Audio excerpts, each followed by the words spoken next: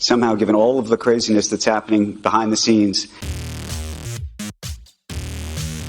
the players are so angry already. Anyway, forget Jay. We're on to the next. I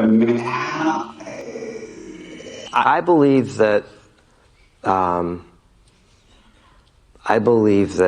I am the best leader for the PGA Tour.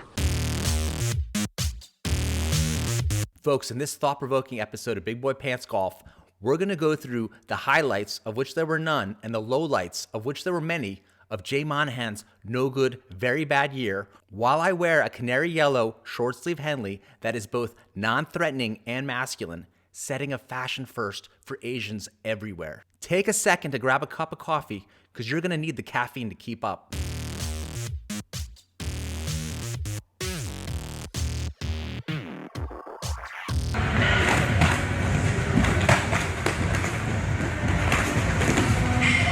Hey, you said friendly, motherfucker. No, that wasn't motherfucking friendly. No. You were trying to fucking sleep me. No, I wasn't. Yes, you were. All right? My What the bad. fuck do you think you were doing? My bad.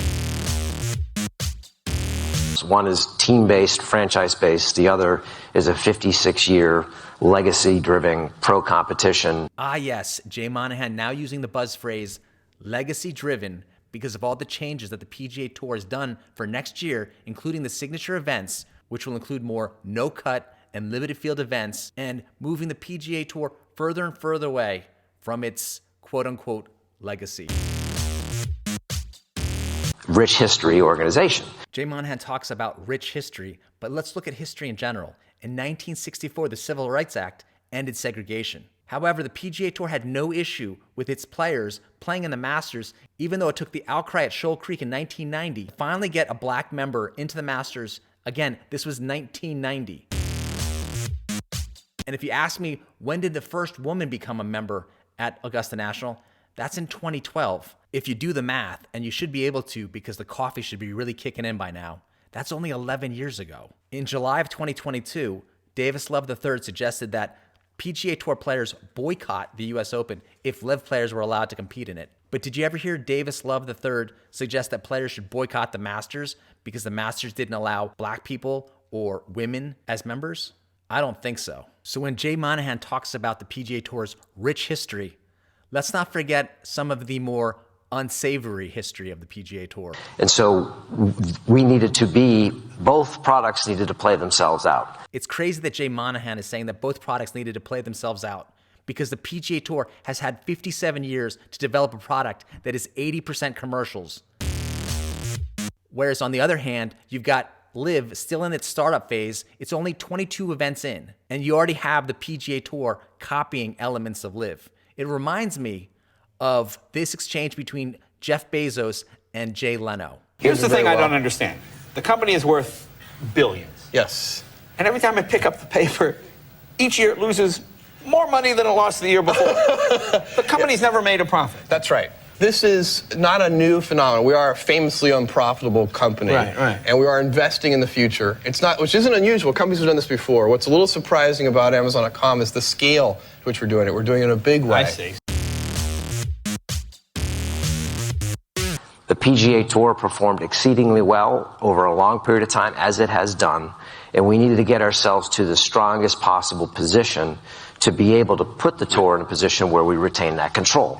If the PGA Tour had been doing exceedingly well over a long period of time, wouldn't it already be in that position? But when this gets finalized, the PGA Tour is going to be in a position that I talked about earlier, where, again, the athletes are owners in their sport, and you've got not only the PIF. Not only the PIF, enter Fenway Sports Group. But you've likely got another co-investor with significant experience in business, in sport, and brand that's going to help take the PGA Tour to another level. What's this? Jay Monahan used to work at the Fenway Sports Group? Seems a little sketchy to me, folks. I'm the first person to run into a fight. Anybody that knows me will tell you that. Jay, sounding just like he's gotten more talking points memos he's trying to get out, as per the talking points memo that was leaked by Desert Duffer, in which Tiger Woods was supposed to say that Jay Monahan was such an amazing leader. And in the memo, it also said that Jay wanted the players to tell the Saudis to go F themselves like he had. And I knew the perception was that I would run away from a fight. And that was excruciating. That hurt me to my core. And that perception existed because right after the merger announcement, Jay Monahan ran away and hid. At this point in the interview, we start seeing signs of a golf deep state as Jay Monahan isn't the guy at the top. And the guy at the top apparently doesn't like his name being used. I know you're the boss, but everybody's boss has another boss. Who do you call? You call the chairman of the board. And you say what? PGA Tour. The chairman of the board of the PGA Tour is Ed Herlihy. Apparently, Jay doesn't feel comfortable using his name out in public. Kind of sounds a lot like Voldemort from Harry Potter. Herlihy is with Wachtell, Lipton, and they're representing the PGA Tour in the merger. You can see the PGA Tour's legal fees have gone up significantly over the past year. And how scared were you when you made this phone call? Or maybe you weren't scared, I don't know. It was a very difficult call to make. You're going to tell me there isn't a golf deep state when Jay Monahan is scared shitless of saying Ed Herlihy's name? So we've got this shadowy figure named Ed Herlihy, and Jay Monahan is scared to even say the guy's name. Herlihy is one of the top M&A lawyers in the States, but even with one of the leading M&A law firms handling this, it doesn't seem like the merger has progressed very far, as per what Davis Love III and Eamon Lynch point out. According to Davis Love III, the PGA Tour deal with Saudi Arabia's PIF is unlikely to hit deadline. He states, "The only thing I do know is nothing is going to happen really fast. I don't see any way." I talked to one person last week who does have some clarity on this situation, and the phrase they used was zero progress since June 6th. The deadline for our conversations with PIF is a firm target. Putting all the facts together now, maybe Jay Monahan doesn't say Herlihy's name because Herlihy is like the candy man of lawyers. You say his name 3 times, he comes out, bills you exorbitantly, but gets nothing done. Folks, the report is true. Jay Monahan's executive compensation package last year topped the $18 million mark, a 34% increase over last year. And during this 12 months, what did Jay Monahan do? He destroyed the legacy and tradition narrative of the PGA Tour. He went back on his 9/11 principles or morals. Again, recognizing that they're trying to take control of our sport, and our goal is to retain control of our sport. Because he was very eager to save the PGA Tour. So again, he's willing to do whatever it takes, even if it compromises his previously stated morals.